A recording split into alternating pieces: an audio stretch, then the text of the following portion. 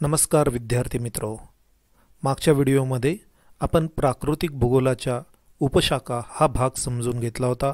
आज आपण प्राकृतिक भूगोलाचे महत्त्व हा भाग समजून घेणार आहोत.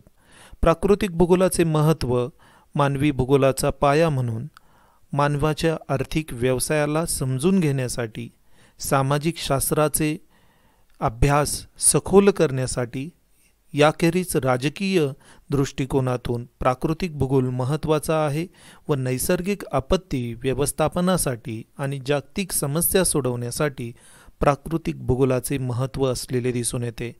हे सर्व महत्त्व आपण क्रमवार समजून घेऊ.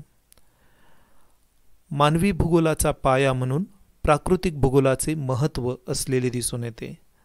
पृथ्वीवरील हवामान 2 किंवा 3 ऋतूमध्ये विभागलेले आहे. ऋतूनुसार वातावरणामध्ये अनेक परिवर्तने होतात. त्याचेच परिणाम सामाजिक दृष्टिकोनातूनही दिसून येतात. लोकसंख्येचं वितरण व स्थलांतर यासारख्या घटकांचा अभ्यास मानवी भूगोलात केला जातो. लोकसंख्येचे वितरण व्यवस्थित समजण्यासाठी आपल्याला प्राकृतिक रचनेचा आधार घ्यावा लागतो, कारण लोकसंख्येचे वितरण हे भूपृष्ठ रचना, हवामान यानुसार बदललेले दिसते. डोंगराळ प्रदेशात मानवी वसाहतींची संख्या कमी आहे, तर सखल मैदानी प्रदेशात लोकसंख्या ही जास्त आढळते. यावरून प्राकृतिक भूगोलाचा आधार घेतल्याशिवाय, पायाभूत अभ्यास केल्याशिवाय मानवी भूगोल समजावून सांगणे शक्य होत नाही. नागरीकरण ही पूर्ण जगात अविरतपणे चालणारी घटना आहे. एखाद्या ग्रामीण वसाहतीचे रूपांतर नगरामध्ये होणे म्हणजेच नागरीकरण होय. नगरे वाढत असतात. ही नगरे कोणत्या ठिकाणी वाढतात की ज्या ठिकाणी त्या नगराला सखल भाग आहे, पाणी व्यवस्था चांगली आहे, रस्ते, लोहमार्ग यांचे प्रमाण चांगले आहे. अशाच ठिकाणी नागरी वसाहतीची वाढ होते. म्हणजेच अप्रत्यक्षपणे भूपृष्ठ रचना आणि नागरीकरण याचा सहसंबंध असलेला दिसतो.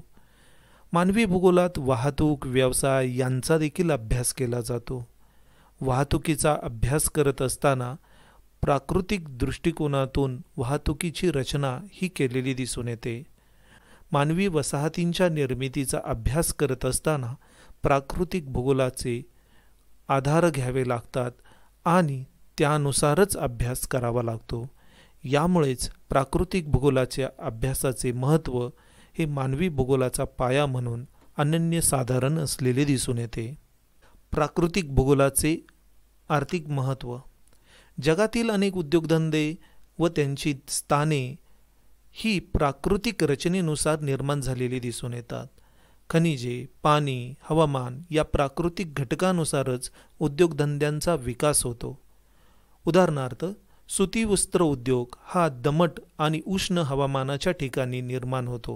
म्हणूनच भारतात सर्वात पहिल्यांदा सुती वस्त्र उद्योग हा ब्रिटिशांनी मुंबई या ठिकाणी सुरुवात केलेला दिसून येतो.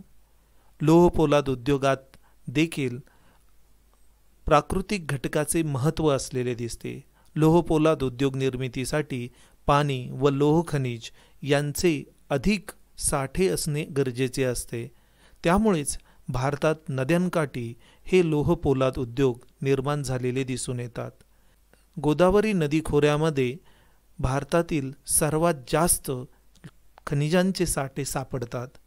त्यामुळेच अनेक उद्योगधंद्यांचे हे ठिकाण बनलेले दिसून येते. याचाच अर्थ प्राकृतिक भूगोलाच्या अभ्यासाशिवाय कोणत्याही उद्योगाचे स्थानिकीकरण व्यवस्थित करता येणे शक्य नाही हे समजते. हवामानानुसारच एखाद्या ठिकाणचा लोक कोणता व्यवसाय करतील हे निश्चित होते. राजस्थान, गुजरात या ठिकाणी पावसाचे प्रमाण कमी आहे. त्यामुळेच शेती हा व्यवसाय त्या प्रदेशात विकसित होऊ शकला नाही. परिणामी लोक अर्थार्जनासाठी व्यापारी बनले. म्हणूनच महाराष्ट्रात नव्हे तर संपूर्ण भारतात गुजराती व मारवाडी यांचेच अनेक व्यवसाय आणि दुकाने आपल्याला सर्वत्र आढळतात. प्राकृतिक भूगोलाचे आर्थिक महत्त्व हे कृषी व्यवसायाच्या दृष्टिकोनातूनही असलेले दिसून येते. प्राकृतिक भूगोल यामध्ये वातावरणाचा अभ्यास होतो. वातावरणामध्ये पर्जन्य, तापमान, आर्द्रता यांचा देखील अभ्यास होतो. पर्जन्याच्या प्राप्तीनुसार आणि तापमानानुसार तसेच आर्द्रतेनुसार विविध शेतींचे प्रकार निश्चित होतात. प्रत्येक पिकाची पाण्याची गरज, तापमानाची गरज किंवा मृदेची गरज ही भिन्न भिन्न असते आणि त्यामुळेच पाण्याच्या उपलब्धतेनुसार कोरडवाहू शेती किंवा बारमाही शेती यासारखे प्रकारही निश्चित झालेले दिसतात.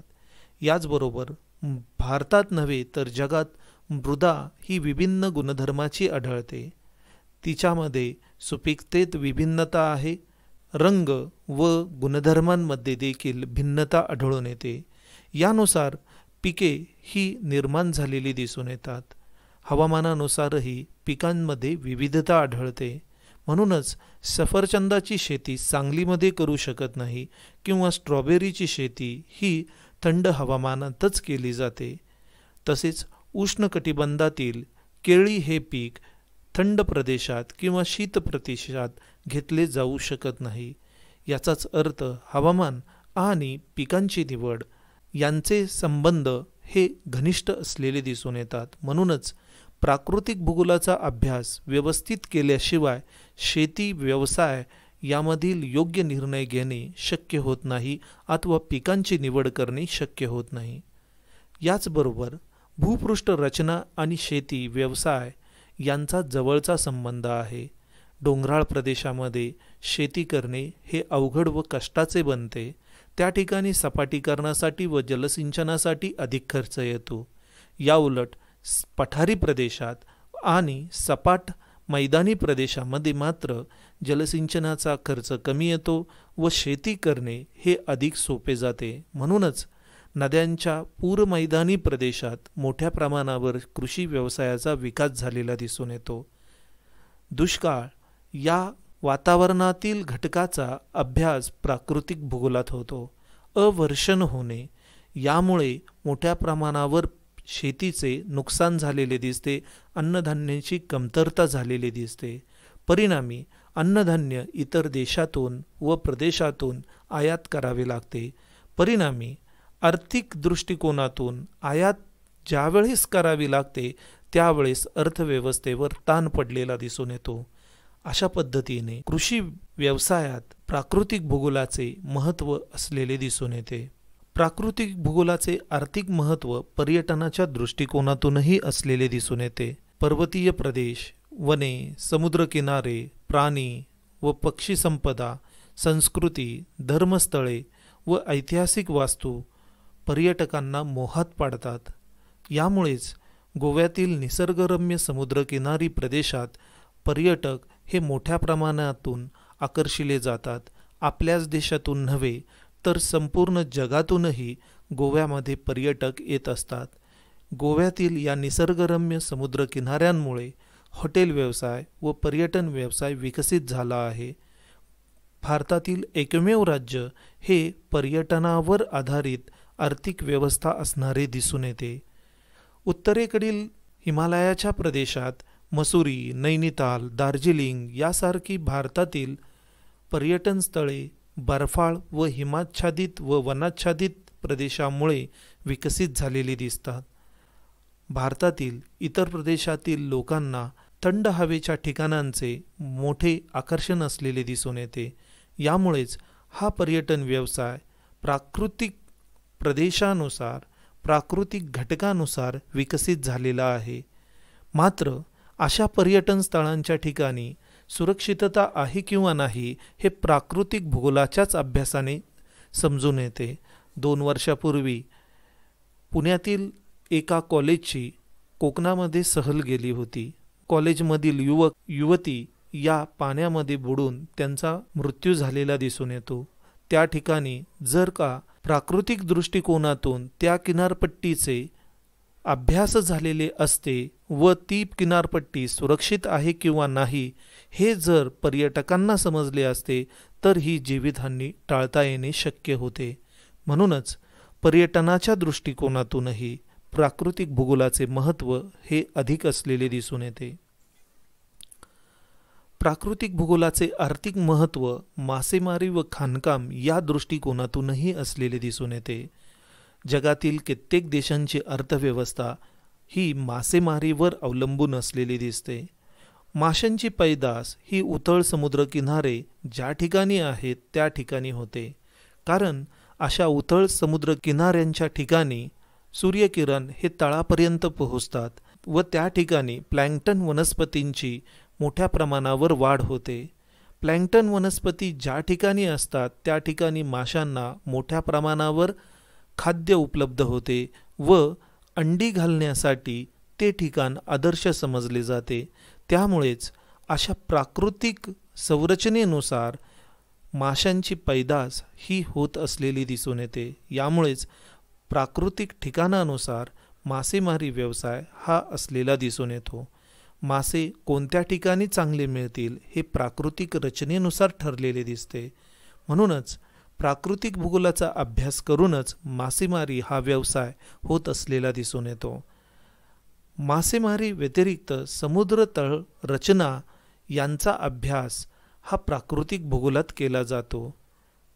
या समुद्र तळांच्या ठिकाणी कोठे सुरक्षितता आहे व कोणत्या ठिकाणी जलवाहतूक करणे शक्य आहे व सुरक्षित मासेमारी कोणत्या ठिकाणी होईल हे प्राकृतिक भूगोलाच्या अभ्यासामुळे समजते.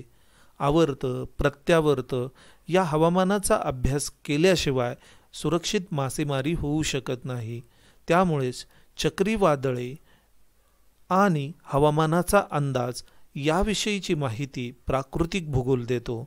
म्हणूनच मासेमारी सुरक्षित करण्यासाठी प्राकृतिक भूगोलाचे महत्त्व अधिक असलेले दिसते. 71% भाग सागराने व्याप्त केलेला आहे. या सागर तळाशी अनेक खनिजे ही असलेली दिसून येतात. भूपृष्ठावरील खनिजे हळूहळू संपुष्टात येऊ लागली आहे.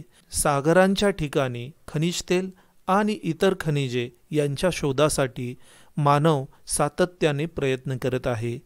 त्यामुळेच मासेमारी व खाणकाम या व्यवसायात प्रगती जर का साधायची असेल तर प्राकृतिक भूगोलाचे अभ्यास अनिवार्य आहे आणि त्यामुळेच प्राकृतिक भूगोल याचे महत्त्व असलेले दिसून येते.